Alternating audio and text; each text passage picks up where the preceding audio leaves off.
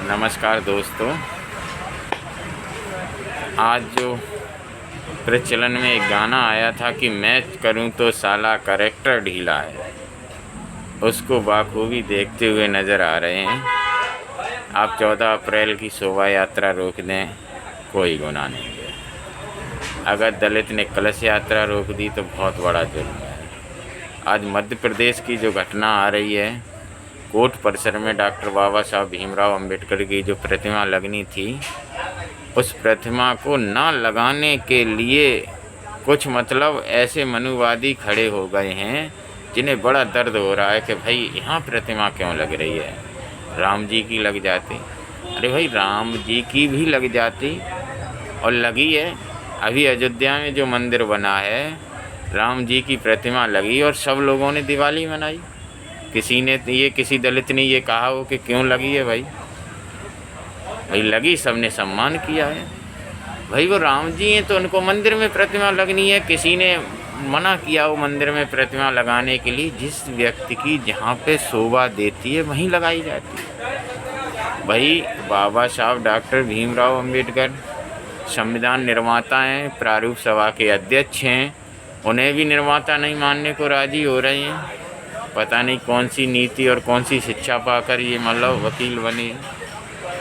भाई कोई भी टीम है उसके कप्तान को श्रेय जाता है। बाबा साहब प्रारूप सभा के अध्यक्ष थे, कोई भी कार्य हुआ तो अध्यक्ष का नाम लिया जाएगा। भाई 2011 में अगर धोनी की कप्तानी में इंडिया वर्ल्ड कप जीती है तो भाई धोनी की कप्तानी में जीती है, नाम तो धोनी का ही लिया जाएगा। तो उन्हें भी वो संविधान निर्माता नहीं मानते। देश के पहले कानून मंत्री थे, क्या उन्हें ये भी नहीं पता है कि कानून के मंदिर परिसर में अगर बाबा साहब की प्रतिमा लग रही है तो देश के कानून मंत्री थे, अच्छी बात है। संविधान निर्माता थे, बहुत अच्छी बात है। उसके साथ साथ एक बैरिस्टर, बहुत बड़े वकील भी थे। अब इन चीज़ों को कौन समझाए उन्हें कि भाई तुम्हारी ही जो मूर्ति है उसमें तुम्हारे ही अक्ष छुपे हुए हैं। भाई आप किस तरीके से देखेंगे कि अम्बेडकर साहब एक बहुत बड़े बैरिस्टर वकील थे, एक कानून मंत्री रहे हैं, संविधान निर्माता रहे हैं, आप उनसे इतनी घृणा क्यों कर रहे हो? अगर ये जातिवादी घृणा है तो भाई इस चीज़ को आप खुल के कहिए। और आए गवाएं होता रहता है कि दलित में कहीं ना कहीं किसी न किसी तरीके से आरोप लगते ही रहते हैं, उनके साथ हमेशा ही गलत होता है, फिर भी हम साथ खड़े हैं। भाई कम से कम तो इंसान के नाते जीने का अधिकार दो।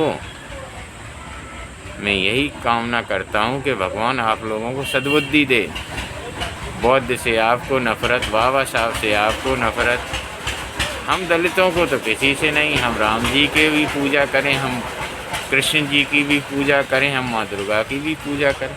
हमने तो कभी भेदभाव नहीं माना कि ये माता आपकी हैं तो आप पूजा करो। आपको ऐसा विच्छेद करने में क्या मज़ा आ रहा है कि समाज को बांटने की जो राजनीति है वो आपके दिमाग में ऐसे भरी पड़ी है कि आने वाले समय में ये देश के टुकड़े करवाने को उतारू हो जाए। साथ चलो, देश को संपन्न बनाओ, यही हम कामना करते हैं।